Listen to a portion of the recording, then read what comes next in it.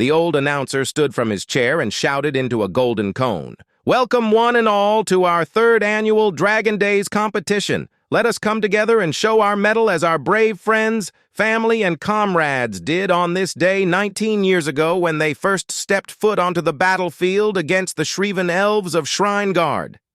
Let the festivities go on for many years to come, so that we shall never forget their sacrifice, so that we may live in peace.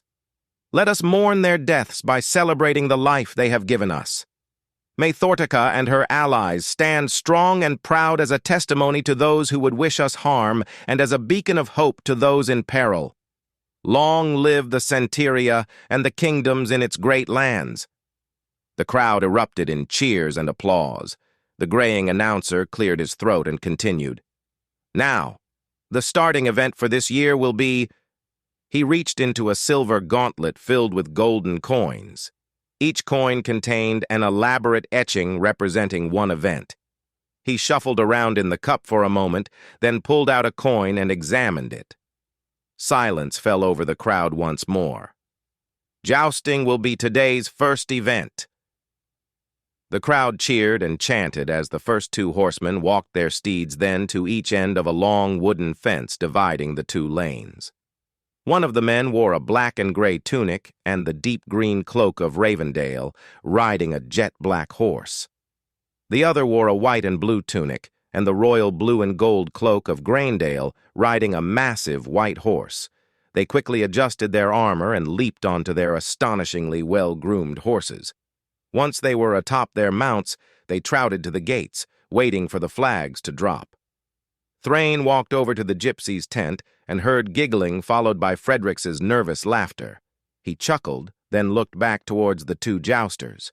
Two men stood on a wooden platform at each end of the fence. They each held a flag representing the banner colors of each of the contestants.